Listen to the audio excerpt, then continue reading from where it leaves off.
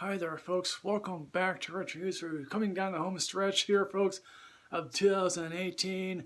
So I want to review for you guys Spider-Man to the Spiderverse. This is written by Phil Lord and Chris Miller, who didn't direct this thing. They originally were going to direct this thing, and then they did solo. And I guess their off-brand humor didn't work there. They got fired from that, but their off humor works here. This is directed by a trio of individuals, none of whom are really mentionable. One guy did Rise of the Guardians. Another guy was the head writer for David Letterman for a number of years. I'm going to confess something right here, right now. I have never read a Spider-Man comic book. Yes.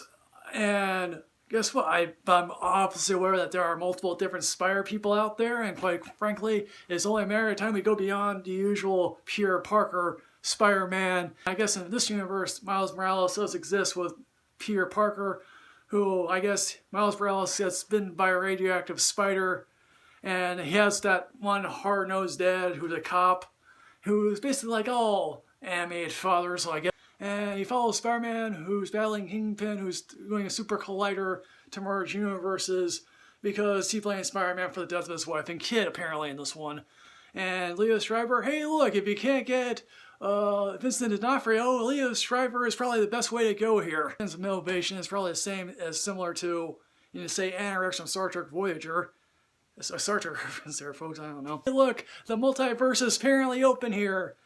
And this leads obviously to some new additions to Spider-Man, one of whom is Spider-Gwen, voiced by Haley Steinfeld, and quite frankly, they have nice chemistry together. We're also introduced to Peter B. Parker, who quite frankly is a middle-aged Spider-Man, and trust me, it's always interesting to see a different variety of Spider-Man who is divorced from, and it's interesting to see him interact with this version's Mary Jane. And then we eventually get a neo-noir Spider-Man played by Nicolas Cage, who I think he sees black and white only for when he's playing a Rubik's Cube, apparently.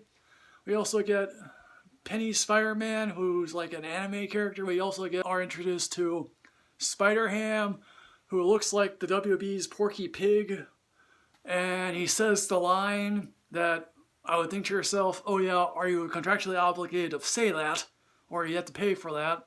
I don't think I've had a better time with Spider-Man in quite a long time. I know a lot of people shit on Spider-Man 3, I refuse to do that, even though I know it's a lesser film. Here's the thing, folks, I don't watch a lot of animated films. I'm in my 30s, and therefore, if I have to watch an animated film, a whole bunch of parents will be like, what's that 30-year-old kid doing here without a kid? At least we've gotten a lot of DC animated films. Not so with Marvel. I have my issues with the DC animated films in general, but here I feel like the picture is clean, the animation is crisp.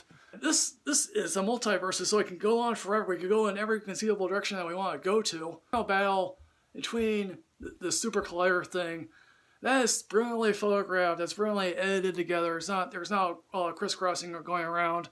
And also the fact is, a lot of times we see Spider-Man train, and then he eventually gets good at the end. And there's always not a lot of training montages here. It's like, yes, the Peter B. Parker character is like, I don't want to freaking train you. Just go away. Go back to school. So in the end, folks, what I'm going to say about Spider-Man Into the Spider-Verse, I'm going to give this a leave work early, because I think, quite frankly, this is probably the best animated film I've seen this year. In the end, folks, Spider-Man Into the Spider-Verse, have you seen this? What did you think? So as always, folks, like, comment, subscribe, enrich yourself with knowledge. I'll see you next time, folks. Yes, hooray.